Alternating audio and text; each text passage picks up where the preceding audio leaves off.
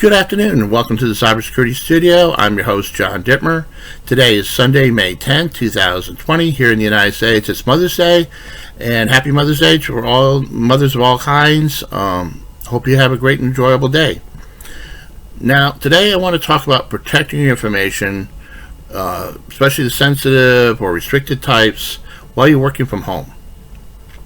Now, a lot of us who normally work in a corporate office someplace or at their client's office, you normally have like maybe guards. You might have to wear a special badge to get in. You might have to prove who you are. You might have special filters and a whole lot of security measures. Now that you're working from home, you may not have a lot of those protections. So let's talk about, first of all, physical means of protecting your data and also some additional tips. Now, I know physical security is not as sexy or glamorous as other forms of cybersecurity, but it's still very important. Now, I'll discuss why when I go through my points. First point I want to make sure is protect the paper files. Lock them up when you don't need them. Especially if you have classified or confidential data or personal identifying information, PII. If you don't need it right away, lock it up. When you no longer need them and you have like electronic copy someplace secured, shred or destroy documents if you can. Third, protect client and firm devices from inadvertent exposure by others. Second, when you're done for the day, log out. Okay, don't just pull out the smart card or don't put on your lock screen. Log out. Okay, you don't need to expose yourself to inadvertent exposure as much as possible. Second, when you're going along those lines, set up your home office where you can't be observed. If you have a window, pull the curtains or the blinds. Make sure you think about how your office is laid out, where you might have inadvertent exposure. Try to prevent it as much as possible. Now, let's talk about additional tips.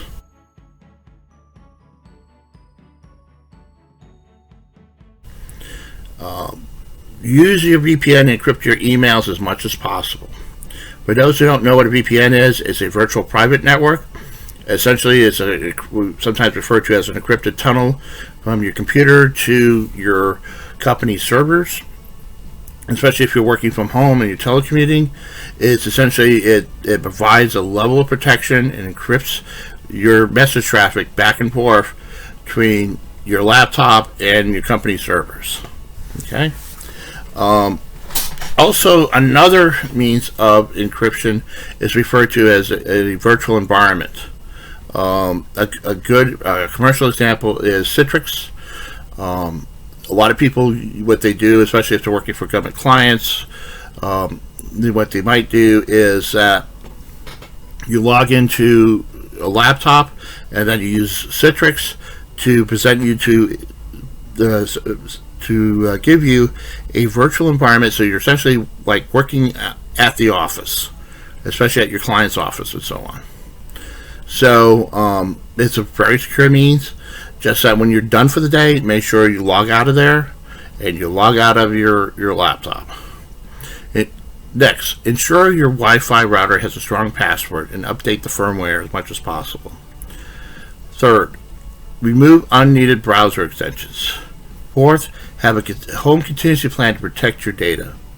Okay, just like you have a contingency plan at work, you should have a contingency plan at home, because bad stuff can happen at home too. Fifth, never leave your laptop unattended. If you're gone from your desk, pull out the smart card or put the lock screen on. Just make sure that data is not easily seen.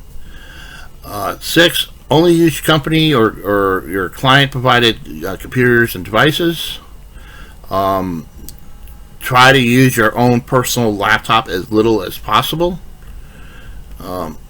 Next, do not send client or firm data to your private devices. That's pretty much along those lines too.